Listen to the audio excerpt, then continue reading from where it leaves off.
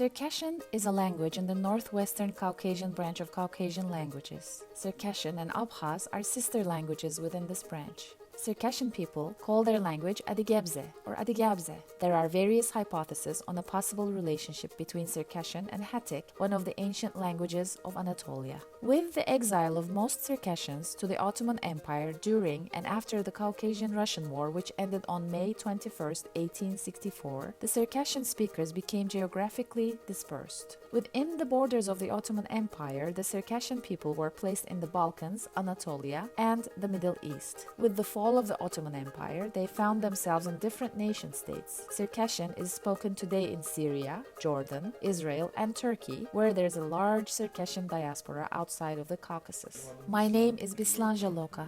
I was born in Jordan. Both my mother and my father speak Circassian.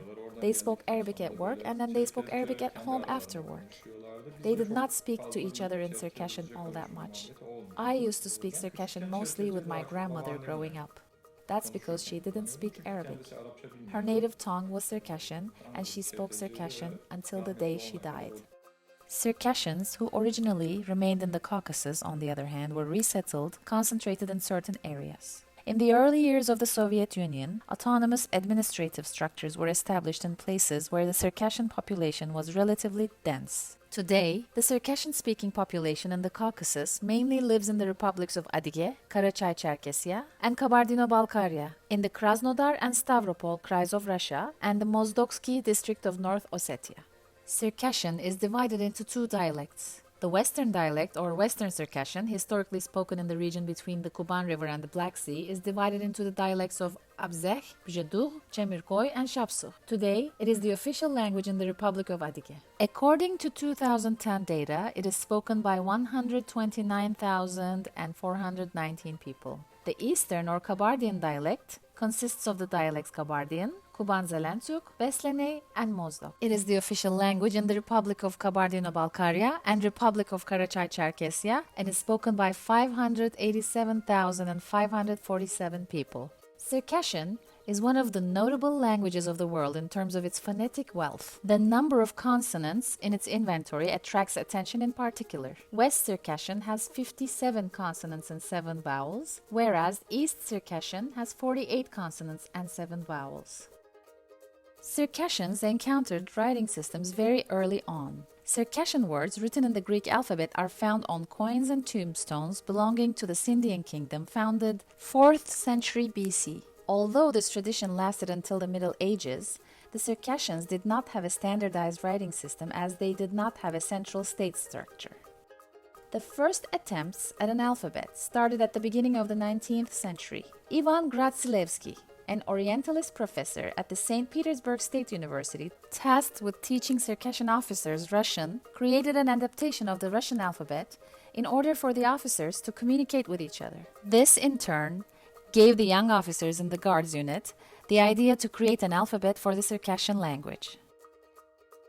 One of these young officers was Shora Noguma. In 1840, he published the very first Circassian alphabet with 49 letters, which he created with additions to the Russian letters along with his grammar book. In 1843, he created another alphabet based on Arabic letters. Following in Noguma's footsteps, his comrade in arms, Sultan Khan Girey, devised another alphabet consisting of 63 letters. Furthermore, Umar Bersey's alphabet, based on Arabic letters, was published in Tbilisi in 1853.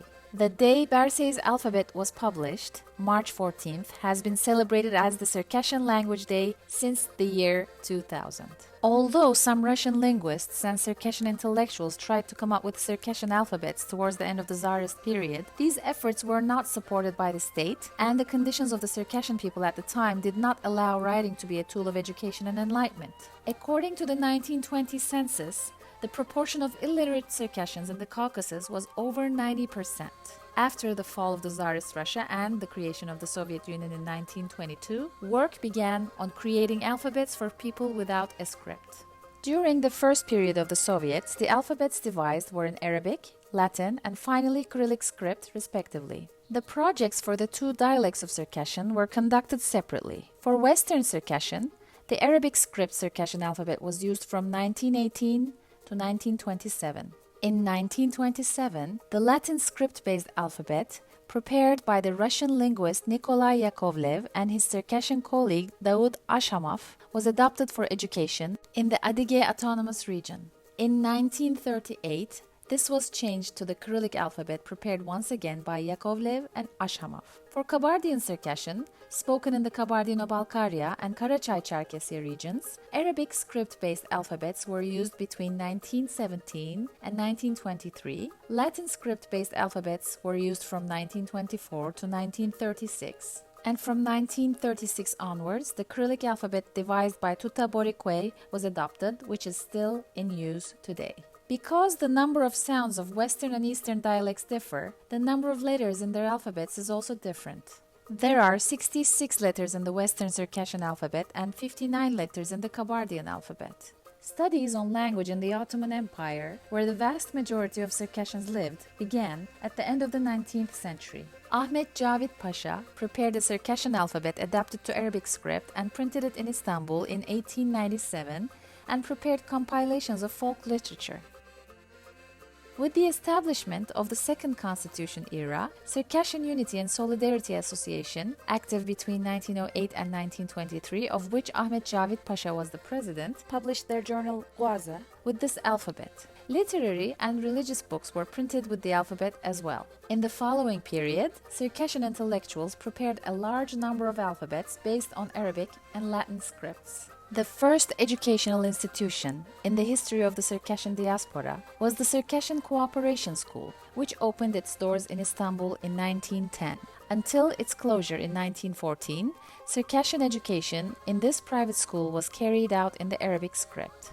A new school started operation 5 years later to replace the school that was closed due to the First World War. Founded in 1919 in Istanbul, Circassian Women's Solidarity Association opened Circassian School for Girls a year later. The school had 180 students divided into 6 classes. Students received English, painting, music, gymnastics, and theater education. Unlike the previous school, the Circassian language was taught with the Latin script. On September 5, 1923, the Circassian School for Girls was shut down. Beginning in the early years of the Republic, citizens were confined to Circassian villages and houses by Citizens Speak Turkish campaigns and various prohibitions on language. During this period, when relations with the Caucasus were also completely severed, no activities related to Circassian could be carried out for 50 years, and the number of speakers declined greatly.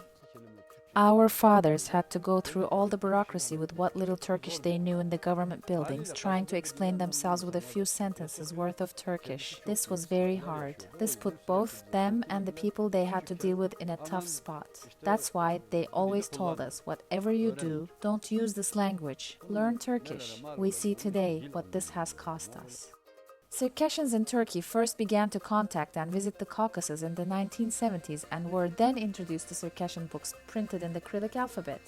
These alphabets, published by the Ankara Caucasian Association in Yamchi magazine in 1978, were the first step regarding the language after a long break. However, due to the political zeitgeist, the books printed in Caucasus with the Russian alphabet were seen by the state as both separatist and tools of propaganda for communism. Thus, literacy in Circassian remained an idealistic effort of a small group. I believe the mother language is a right. I choose this department so I could read and write in my mother tongue and communicate with the motherland in my own language. The 1980 military coup marked the beginning of a new dark period for Circassian, as it did for the other languages spoken in Turkey. While the use of languages other than Turkish were prohibited, the possession of Circassian publications was considered a separatist crime. Most of the books from the Caucasus were burnt and destroyed. The 1982 Constitution included the articles "The language of the state is Turkish," and "No language other than Turkish can be taught to Turkish citizens as their mother tongue in educational institutions." If you compare it with the slightly distant past, it's evident that we are doing so much better. In the 1890s, and even prior to that, when we had Circassian language classes in these very association buildings, we had to have someone guard the door in case someone approaches so that they could inform the class and they could wipe the Circassian on the board and turn it into an English lesson. We had to go through circumstances like these. With the accession of Turkey as a candidate for the European Union in 1999, bans on languages began to be lifted. In 2002, broadcasting on radio and television in different languages and dialects was allowed, and Turkish Radio and Television Association began 30-minute television and radio broadcasts one day a week in Circassian in 2004. A Turkish translation was required to follow the radio broadcast at 6:30 a.m., and Turkish subtitles were to be provided for the TV programs. The programs could be broadcast only if they were music, documentaries, and news programs aimed at adults. Programs aimed at teaching language to children were still banned. In 2009, when TRT Kurdi was established and started broadcasting 24 hours a day, Circassian radio and TV broadcasts were discontinued. Since 2006, Caucasian associations have been offering Circassian courses. As you can see, our children are so happy here that most of them come here without even telling their parents or even though they're not students here. This means that how much they will take ownership of the language will depend on how high we set the bar here, which shows that we have many shortcomings we still need to fix. We need to support these initiatives. If we give them with good opportunities, I wholeheartedly believe that they are going to be children who will protect and uphold their own identity as well as the Circassian language and culture.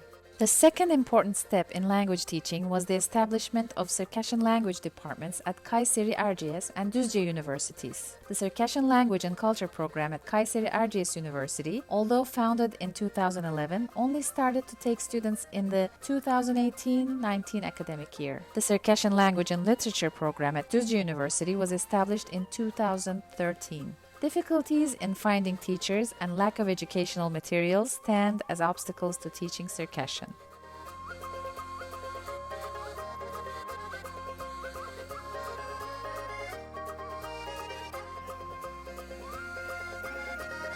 Today, the Circassian population around the world is approximately 3 million people, with 80,000 of these living in the Caucasus, 100,000 in the Middle East, and over 2 million in Turkey.